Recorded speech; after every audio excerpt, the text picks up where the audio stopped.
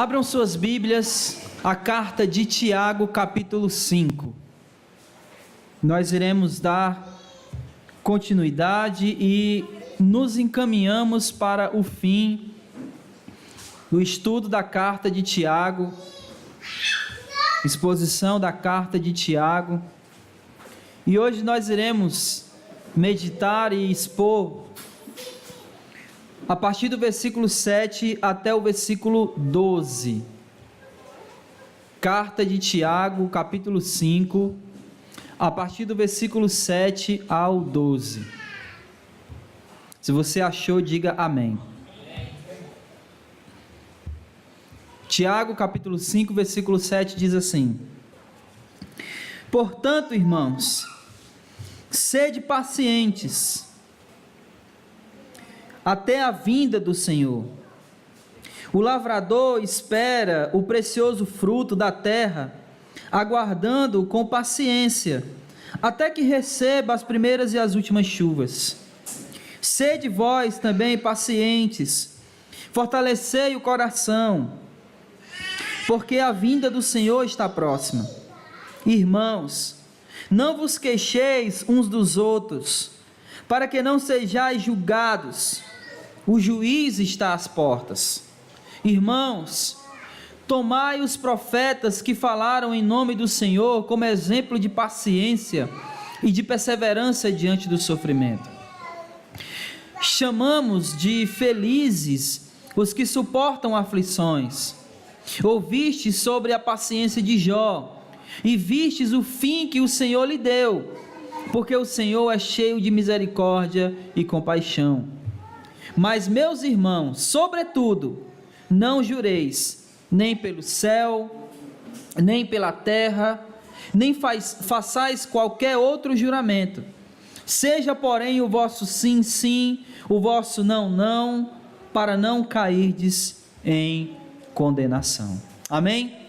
Vamos orar. Senhor, nosso Deus e Pai, nós te damos graças, rendemos a Ti, Senhor, um cântico de louvor, e nesse momento nós lemos a Tua palavra, e nós clamamos pela ação do Teu Espírito, que o Senhor nos dê a capacidade para entendê-la, que a Tua palavra encontre morada num coração preparado pelo Teu Espírito, que o solo rochoso do nosso coração seja transformado em um coração de carne, para ser penetrado no mais profundo pela Tua palavra, e que a Tua palavra não apenas penetre o nosso coração, mas que ela sonde os nossos corações, e vê se há em cada um de nós algum desígnio mau, e transforma esse desígnio, e muda os desígnios do nosso coração, para que o nosso coração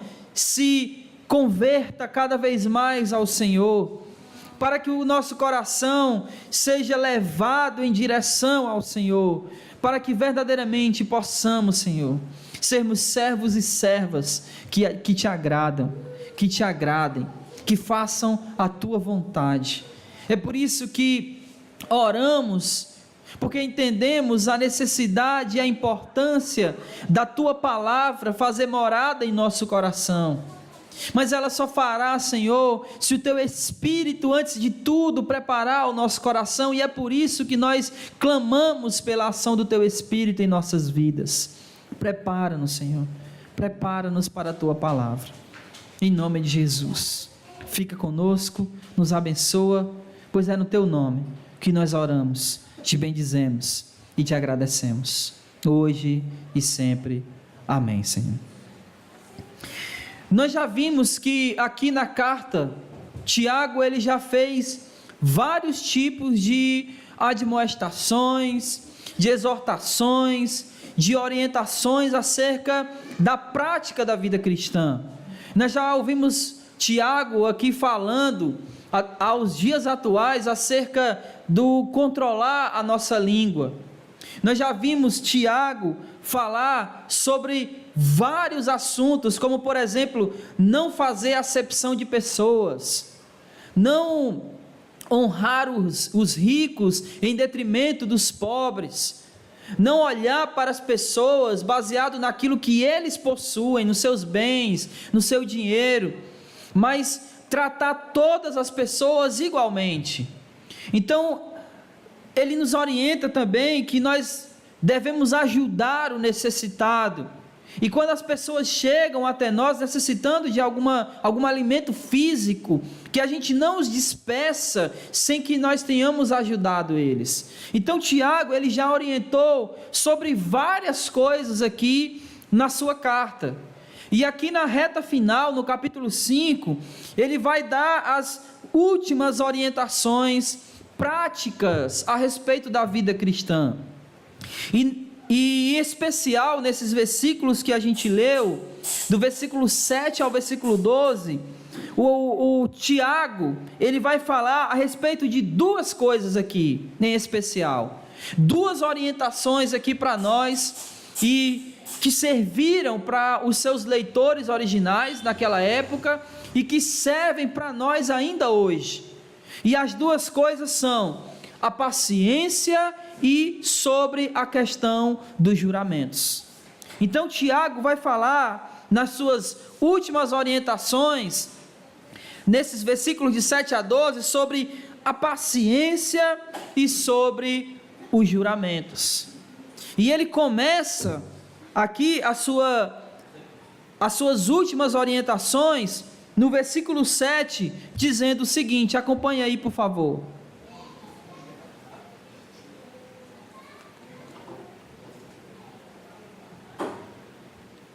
Ele diz: irmãos, sejam pacientes até a vinda do nosso Senhor. Irmãos, sejam pacientes até a vinda do nosso Senhor. E o que significa ser paciente até a vinda do nosso Senhor? O que significa que o que Tiago está querendo dizer quando ele fala para que nós sejamos pacientes até a vinda do nosso Senhor? Se por acaso Tiago estaria falando que a gente não deve se irritar? Por acaso Tiago estaria falando que a gente não deve sair do sério, como a gente costuma dizer? Será que Tiago estaria dizendo que a gente não deve ter aquelas explosões de temperamento? Será que é isso que Tiago está querendo dizer quando ele diz que nós devemos ter paciência até a vinda do Senhor? Não. O que Tiago está querendo dizer quando ele fala de paciência e paciência até a vinda do Senhor é que nós temos que ser perseverantes. Nós temos que suportar, aguentar, aguardar, não desistir apesar das tribulações e tentações. É importante lembrarmos que o contexto a qual Tiago escreve a sua carta, ele vai escrever para pessoas que estavam suportando aflições, que estavam sofrendo tribulações e perseguições. E as tribulações, as perseguições, as aflições e o sofrimento, eles tendem a nos levar a desistir da fé. Eles tendem a nos empurrar contra a parede e nos colocar numa situação onde nós temos que escolher confiar em Deus ou desistir de tudo. Então Tiago, ele está dizendo: tenham paciência, perseverem, suportem, aguardem a vinda do Senhor, aguentem, não desistam, apesar das tribulações, apesar das aflições, apesar de todo o sofrimento que vocês têm sentido, suportado, ou que vocês ainda irão suportar. Se nós notarmos, No versículo 11, olha aí no versículo 11, ele diz: chamamos de bem-aventurados, chamamos de felizes os que suportam aflições. Então, Tiago está escrevendo para um grupo de irmãos que estavam passando por aflições, por tribulações, por sofrimentos. E às vezes, irmãos, eu escuto pessoas dizerem o seguinte: que a igreja ela seria mais pura, como a igreja no primeiro século era pura, se ela fosse perseguida. Porque se a igreja fosse perseguida, essas pessoas dizem, só iriam ficar aqueles que verdadeiramente são cristãos. Mas não se enganem, muitos cristãos verdadeiros negaram a fé porque não queriam morrer. Muitos cristãos verdadeiros negaram Jesus não apenas porque não queriam morrer, mas para não ver o seu filho ou a sua filha sofrerem. Então essa história de que aflições seria bom, uma perseguição na igreja seria bom para purificá-la, eu não sei se seria tão bom assim, porque as pessoas poderiam desistir da fé, mesmo sendo pessoas que creram em Jesus de verdade. E o que Tiago está dizendo aqui, quando ele diz tenham paciência, é que nós devemos ter paciência com as tribulações, nas tribulações, suportar as tribulações, suportando as aflições, aguardando com paciência a vinda de Jesus. É isso que Tiago quer dizer quando ele diz, irmãos, versículo 7, irmãos, tenham paciência.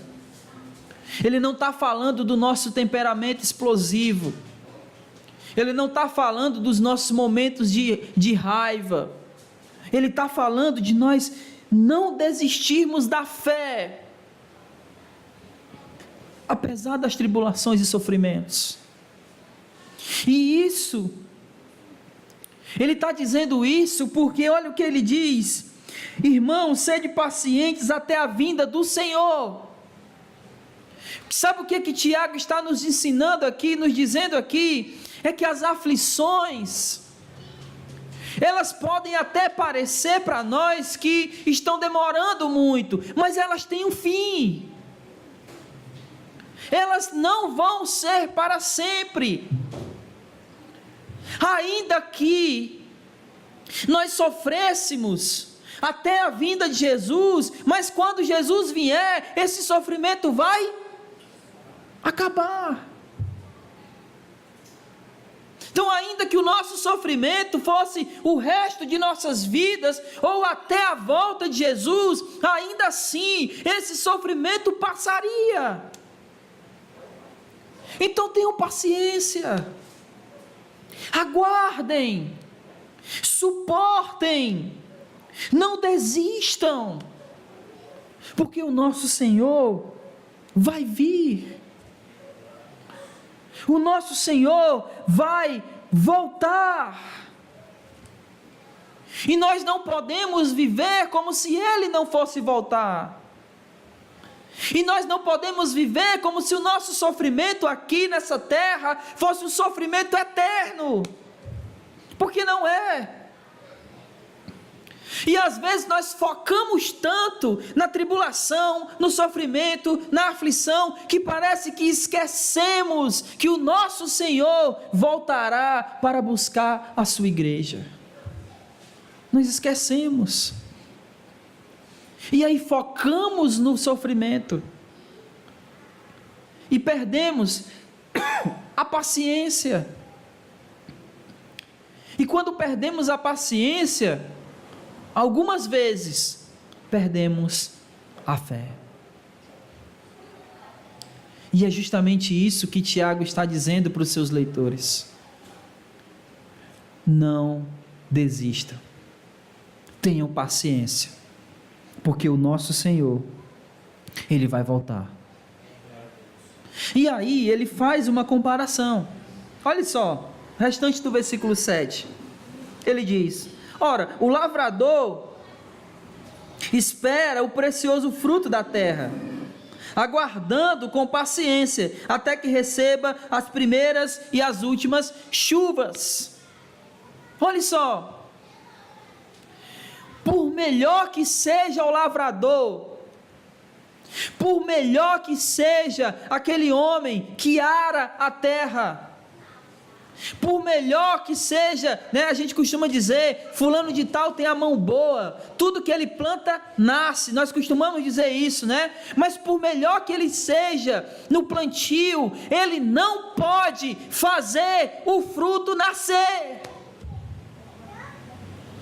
A única coisa que ele pode fazer é arar a terra, é plantar a semente, é adubá-la, é aguá-la, mas o crescimento não procede dele. Então, por melhor que o lavrador seja, ele está nas mãos totalmente dependente de Deus. Não depende das suas forças, não depende da sua capacidade. O fruto, olha só o que ele diz: o lavrador espera pelo precioso fruto da terra. Ele espera, e ele espera a primeira chuva e a última chuva. Ele espera até a primeira e a última tribulação.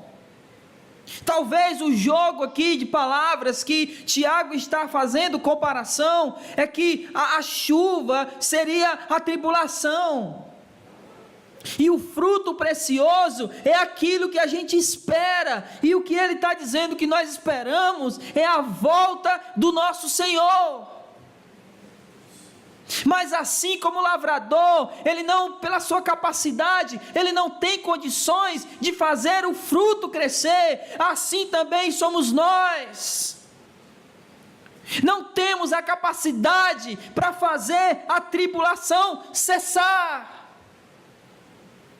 O máximo que nós fazemos é esperar com paciência,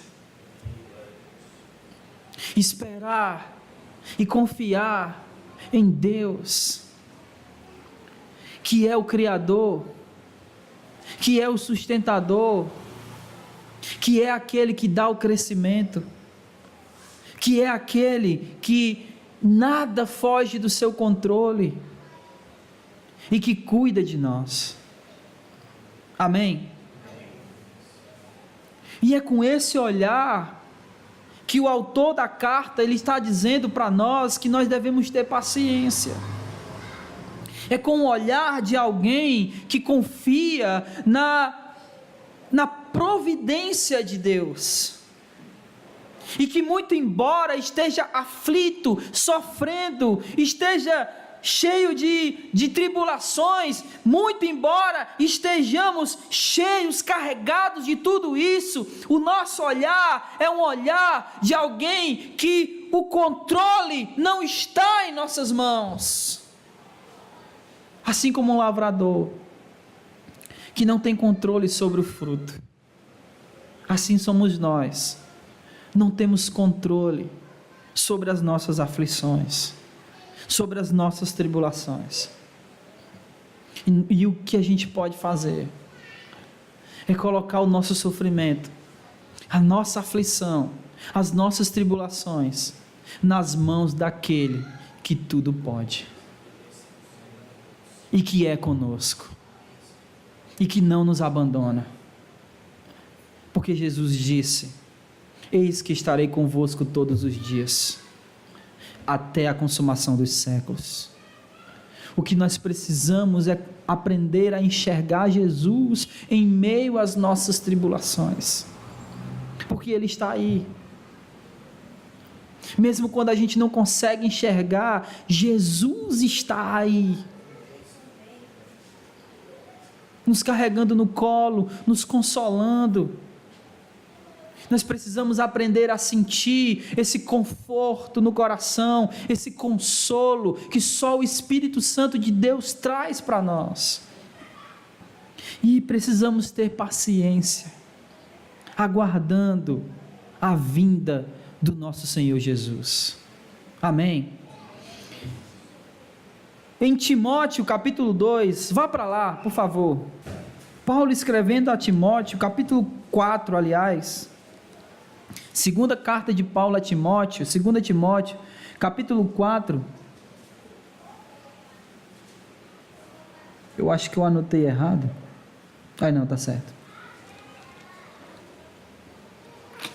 Paulo está escrevendo as suas últimas palavras para Timóteo, e ele diz assim no versículo 8, capítulo 4, 2 Timóteo, versículo 8: desde agora a coroa da justiça me está reservada, a qual o Senhor, justo juiz, me dará naquele dia, e não somente a mim, mas a todos os que amarem a sua vinda. Eu fico pensando, irmãos, eu fico imaginando ultimamente, quantas pessoas, quantos cristãos, porque eu não posso colocar todas as pessoas, porque na verdade, a maioria das pessoas, elas não amam a Deus de verdade, elas apenas dizem que amam, mas os cristãos deveriam amar a Deus de verdade, não apenas dizer, mas amá-lo. E eu fico pensando, no meio da cristandade, no nosso meio, os cristãos, os evangélicos, quantos de nós temos amado a volta de Jesus? E quando nós falamos de amar a volta de Jesus, nós estamos falando de algo que nós desejamos, aguardamos, assim, com todo o nosso coração, que nós desejamos com toda a nossa força, com toda a nossa alma, que Jesus volte. Isso é amar a volta dele. Eu lembro de ter escutado uma vez, não faz muito tempo isso, mas alguém dizer, mais ou menos assim, Jesus não volta agora não, porque eu ainda tenho que casar. Jesus não volta agora não, porque eu ainda tenho que me formar. Não volta ainda não, porque eu ainda tenho que fazer isso ou aquilo. E eu fico pensando, se de fato nós amamos a volta de Jesus, se nós colocamos a volta dele acima de tudo, porque a volta dele é mais importante do que tudo, do que qualquer coisa. E às vezes nós estamos tão arraigados nesse mundo, que parece que a gente não quer sair daqui, e por ser assim, às vezes me vem à mente, será que nós, assim como Paulo disse lá para Timóteo, se nós de fato amamos a volta de Jesus, ou se estamos amando a sua volta? E se nós não estamos,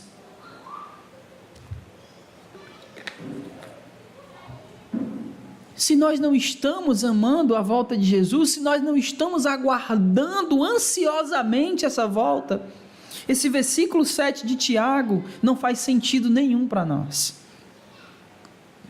Sabe por quê? Porque ele está dizendo que a gente tem que ter paciência até a vinda de Jesus. Mas e se nós não estamos aguardando a volta dele? Como iremos ter paciência com a sua vinda, até a sua vinda? Se a vinda de Jesus não é mais uma coisa que eu estou aguardando.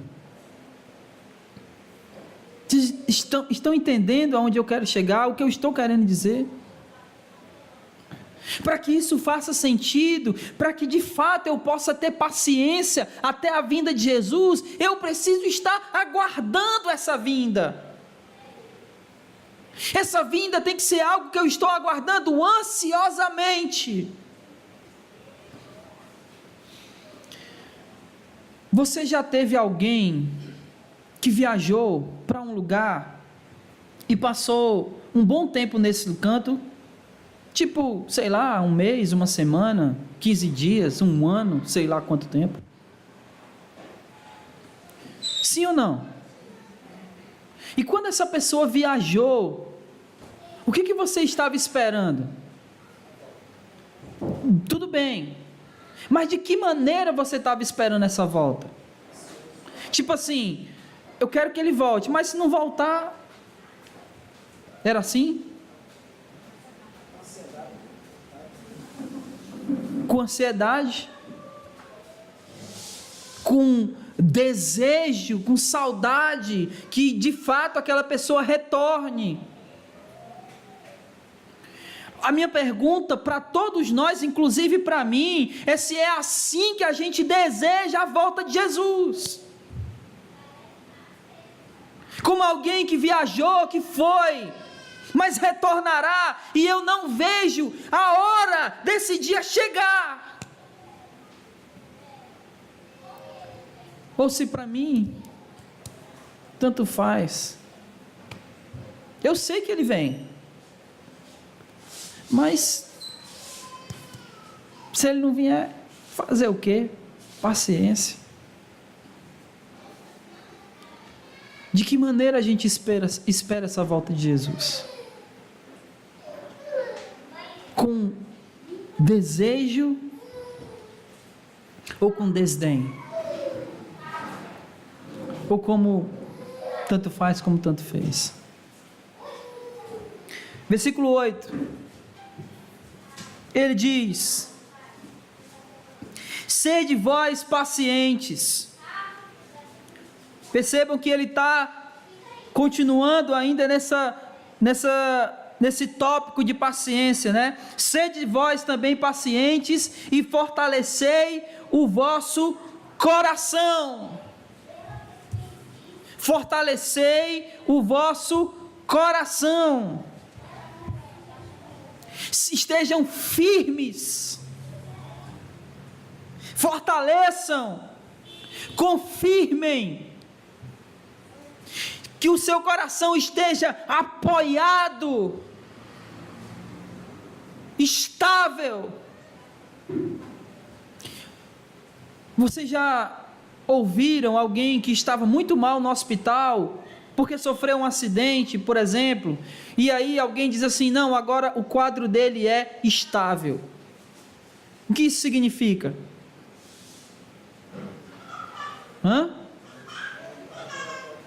Que ali ele não vai passar daquela situação, não vai piorar, ele não vai cair, estabilizou, ele não corre mais risco de morrer. Esse é o sentido que Tiago está dizendo: fortaleça o vosso coração, para que ele esteja estável e você não corra o risco de morrer. Que o seu coração esteja firme em Jesus, confirmado na fé, que o seu coração encontre apoio na rocha chamada Jesus. E como é que a gente faz isso? Eu listei aqui 4 coisas que nós fazemos para fortalecer o nosso coração. A primeira é a oração, a segunda é a palavra, seja ela lida ou pregada, a terceira é a comunhão uns com os outros, e a quarta é o culto a Deus. Sem essas 4 coisas, o nosso coração não pode ser fortalecido. Se nós não oramos, se nós não temos a palavra, se nós não entramos em comunhão, e se nós não cultuamos a Deus, nosso coração está fraco. E uma vez enfraquecido, nós não estamos estáveis, estamos correndo risco de morrer espiritualmente. E aí, a nossa paciência em aguardar a vinda de Jesus acaba. Porque o nosso coração precisa estar firme, fortalecido. E só podemos fortalecer nosso coração com oração, palavra, comunhão e o culto. Irmãos, é por isso que nós prezamos muito por algumas coisas aqui. Nós prezamos pela comunhão. Nós prezamos pela oração. Nós prezamos pela palavra. E nós prezamos pelo culto. Infelizmente, é uma coisa que poucas pessoas prezam. Temos orado pouco, e a nossa reunião de oração é um exemplo de como nós temos orado pouco. Eu ouso a dizer que se nós tivermos aqui 5 pessoas nas orações de sexta-feira, são muitas. E eu estou falando de pessoas que poderiam estar aqui, mas não estão. Eu não estou falando de pessoas que têm outros compromissos, como por exemplo, grupos, que são na sexta-feira porque não dá para ser em outro dia. Mas pessoas que poderiam estar aqui e não estão. A palavra. Eu fico pensando quantos têm tido o hábito diário da leitura da palavra, ou se pegam nas suas Bíblias apenas para vir para cá para as reuniões, ou quantos têm o hábito de ouvir uma pregação, aqui ou em casa. Nós temos uma coisa boa aqui na congregação. Você pode a qualquer momento entrar na internet e ouvir qualquer uma das pregações que a gente faz aqui. Então, se você não consegue ou por algum motivo não pôde vir para o culto, ouça a pregação em casa. Hoje quase todo mundo tem internet em casa. Comunhão é algo que nós temos feito tão pouco. E o culto é algo que muitos de nós falta com frequência. E nós não podemos fazer isso, porque senão o nosso coração não estará fortalecido. Versículo 8, segunda parte. Porque a vinda do Senhor está próxima. A vinda do Senhor está próxima. Ultimamente nós temos escutado a seguinte frase: nós estamos vivendo os últimos dias. Quem já ouviu isso? Nós estamos vivendo os últimos dias. Mas sabe o que é interessante dessa frase? É que nós estamos vivendo os últimos dias desde quando Jesus foi assunto aos céus. Desde quando ele subiu aos céus, nós estamos vivendo os últimos dias.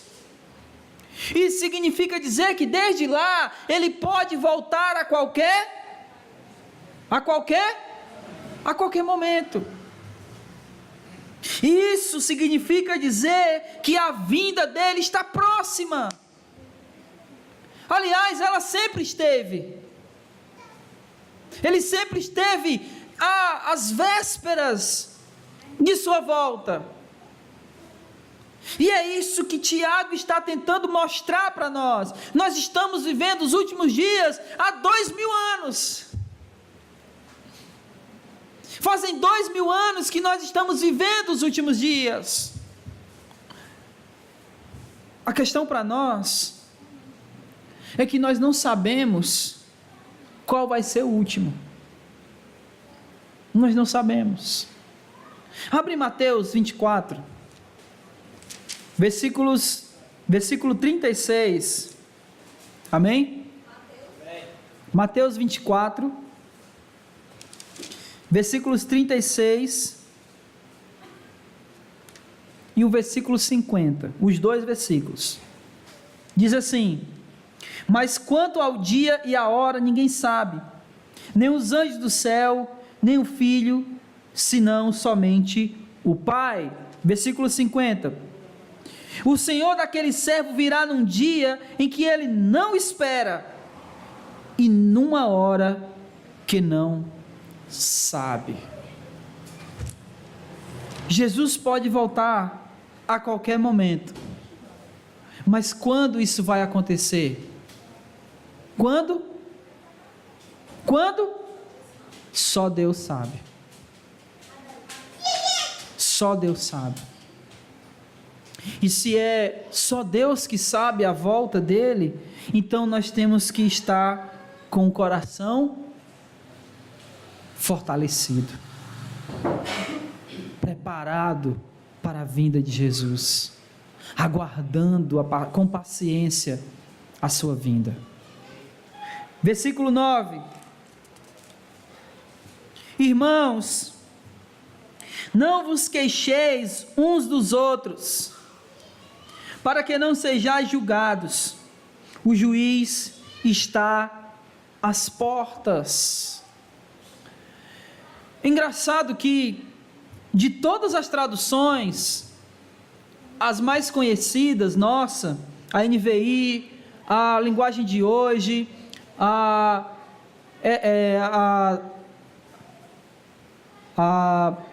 Almeida atualizada, a Almeida revisada, todas essas, com exceção da Bíblia de Jerusalém, traduziu para não vos queixeis uns dos outros. A Bíblia de Jerusalém é a única que traduziu para não murmureis. Mas a intenção correta, ao meu ver, é se queixar mesmo. Porque o sentido aqui é você prestar queixa, é você fazer acusação. Então, quando ele está dizendo, não vos queixeis uns dos outros, ele está dizendo, não acusem uns aos outros, porque só aquele que é juiz é Deus e é Jesus, e ele está para voltar. Então a nossa função não é acusar ninguém, mesmo que esse alguém tenha cometido um pecado, nós não iremos o acusar, nós iremos tratar dele, não acusando, não apontando o dedo na cara dele como se nós fôssemos um juiz, porque o juiz está voltando, e nós não somos esse juiz. E se nós, olha só o que ele diz: irmãos, não vos queixeis uns dos outros, para que não sejais o quê? Julgados. Isso significa dizer que se nós fazemos acusações contra os outros, nós seremos julgados pelo juiz que há de vir, porque não é a nossa função condenar ninguém, acusar ninguém. A nossa função é ajudar os pecadores. A nossa função é restaurar os pecadores, para que eles saiam dos seus pecados e não condená-los ao inferno, porque não cabe a nós. Não dizer que eles não têm mais jeito, porque não cabe a nós. Só Deus pode fazer isso, e nós não. O que nós podemos fazer e fazemos é denunciar o pecado, e chegar para o pecador e dizer: olha, você pecou, você está em pecado, mas nós estamos aqui para lhe ajudar a sair desse pecado. Essa é a nossa função. Não é sairmos falando a respeito desse pecador, do que ele fez ou do que ele deixou de fazer. Porque isso cabe a quem? A quem? A Deus. E Ele está às portas. Versículo 10. Irmãos, tomai os profetas que falaram em nome do nosso Senhor como exemplo de paciência e perseverança diante do sofrimento. Ele continua, ele retoma aqui essa questão da paciência, do sofrimento, das aflições, e ele está dizendo, olha, os profetas lá no Antigo Testamento, eles sofreram e eles foram pacientes, então tenham os profetas como esse exemplo a ser seguido. Falei muito sobre esse exemplo, ou que exemplo a seguir, falei muito sobre isso no domingo. Que nós temos modelos que nós precisamos seguir, e aqui Tiago está dando um exemplo de paciência que nós devemos seguir, que é os profetas do Antigo Testamento, que suportaram as aflições, que suportaram os sofrimentos com paciência. Versículo 11. Chamamos de felizes os que suportam aflições. Aqui Tiago está evocando aqui Mateus capítulo 5. Olha só, chamamos de felizes os que suportam aflições, chamamos de bem-aventurados os que suportam aflições. Abram em Mateus capítulo 5. Mateus capítulo 5, olha os versículos 4 e do 10 ao 12, olha só, Mateus capítulo 5, versículo 4, bem-aventurados que choram, pois serão consolados. Versículo 10, bem-aventurado os perseguidos por causa da justiça, pois deles é o reino de Deus, o reino dos céus. Bem-aventurados sois quando vos insultarem e perseguirem e mentindo disserem todo mal contra vós por minha causa. Alegrai-vos, exultai-vos, pois a vossa recompensa no céu é grande, porque assim perseguiram os profetas que vieram antes de vocês. Então Tiago está aqui nos versículos 10 e no começo do versículo 11, evocando Mateus capítulo 5. É como se Mateus capítulo 5 estivesse fazendo eco aqui nas palavras de Tiago. Olha, os profetas foram perseguidos por causa do nome de Jesus, por causa do nome de Deus, então alegrai-vos, porque nós chamamos de felizes, de bem-aventurados, aqueles que suportam as aflições por causa do nome de Deus. E aí ele cita o exemplo aqui no versículo 11 de Jó. Ouviste sobre a paciência de Jó, e vistes o que fim que o Senhor lhe deu, porque o Senhor é cheio de misericórdia e compaixão. Deus cuidará de nós, Deus estará conosco em nossas aflições, em nossos sofrimentos, e nós temos que olhar para esses exemplos dos profetas, de Jó, e lembrarmos de Jesus falando em Mateus capítulo 5, que quando passamos aflições por causa do nome de Jesus, nós somos felizes, bem-aventurados. Aguardemos com paciência. E ele termina no versículo 12, porque do versículo 7 até o 11 ele está falando de paciência. E lembra que no começo aqui eu disse que Tiago está dando as últimas instruções, e ele vai falar de duas instruções, sobre paciência e sobre não jurar, e sobre juramento. Dos versículos 7 ao 11 ele falou sobre paciência, agora no 12 ele vai falar sobre juramento, e ele diz: mas meus irmãos, sobretudo não jureis, nem pelo céu, nem pela terra, nem façais qualquer outro juramento. Seja, porém, o vosso sim, sim, o vosso não, não, para não cair em condenação. Há duas interpretações aqui nesse texto. A primeira é que nós não devemos fazer juramento nenhum. Essa é a primeira interpretação e parece ser a mais clara à primeira vista, de que nós não devemos jurar, que nós não devemos fazer juramentos nem pelo céu, nem pela terra, nem qualquer outro juramento. Essa é a primeira interpretação desse versículo.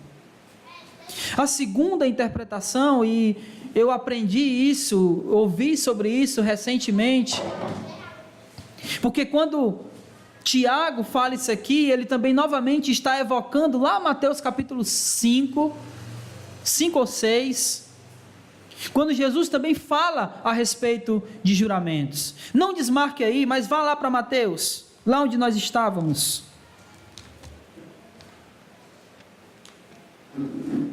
Mateus, eu acredito que é capítulo 5, é capítulo 5 mesmo, versículo 33.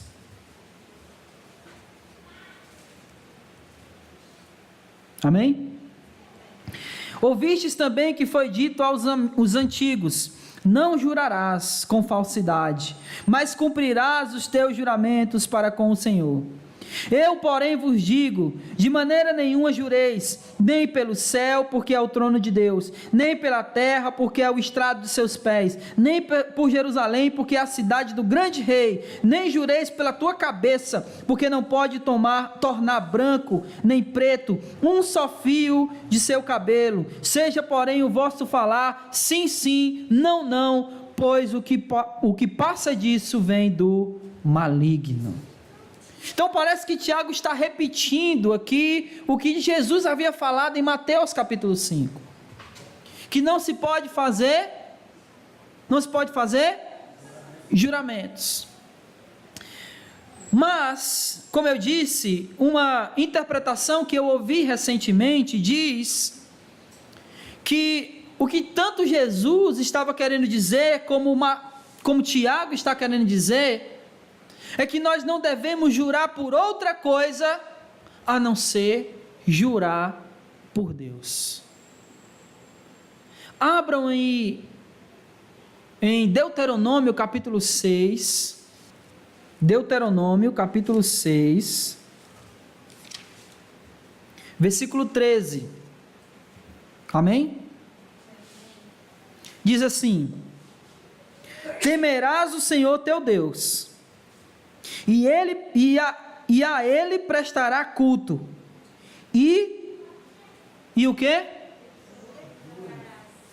Jurarás por quem? Pelo seu nome. Jurarás pelo seu nome. Então, a outra interpretação diz o seguinte, porque se você observar tanto Tiago como Mateus, você vai ver que você não vai encontrar aqui, nem nessa lista, nem na outra, ele dizendo que nós não devemos jurar por Deus. Ele está dizendo o seguinte, versículo 12: não jurem pelo céu, não jurem pela terra, nem faça qualquer outro juramento. Lá ele vai dizer: não jure pelo céu, não jure pela terra, não jure pela cidade, não jure pela sua cabeça, lá em Mateus. Mas nem aqui nem lá ele incluiu não jurar por Deus. Então, que provavelmente essa interpretação diz, que provavelmente eles estavam dizendo que os judeus eles juravam por tudo. Jurava pelo pai, jurava pela mãe, jurava pela cidade, jurava pelo animal, jurava pelo trabalho, jurava por tudo. Então o que ele está dizendo: olha, quando vocês forem jurar, não jurem por essas coisas, porque vocês têm que jurar por Deus, porque um juramento é importante, é sagrado, e quando você jura por Deus, a sua palavra tem que ser sim ou não. Essa é uma segunda interpretação desse texto. E qual das duas a gente deve seguir? Eu não sei. O que eu sei é que, independente de qual das duas interpretações seja a melhor, a questão é que, se nós somos cristãos, nós temos que ter palavra. E se nós dizemos sim, é sim. E se nós dissermos não, é não. Porque esse é o ponto. Então, se você disser que vai fazer alguma coisa, faça.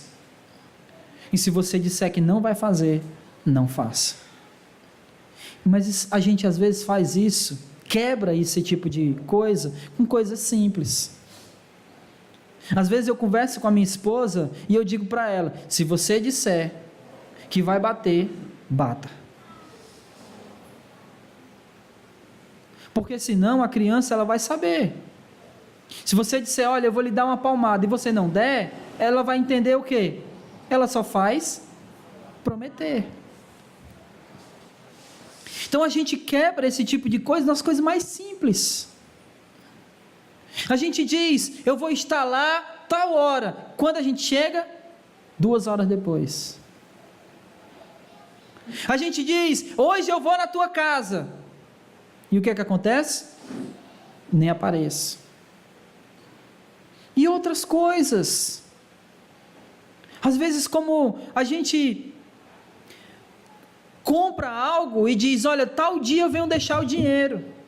E é claro que imprevistos acontecem, mas o que você deve fazer se naquele tal dia você não tem o dinheiro? Se esconder? O que é? Você liga e diz: irmão, ou fulano, eu prometi que ia dar nesse dia, mas infelizmente aconteceu isso, isso e isso, e eu não vou poder cumprir nesse dia. Me dá aí mais uma semana, me dá aí mais um dia, me sei lá quanto tempo, mas esse dia não vai dar. Porque a nossa palavra é sim ou não. Amém?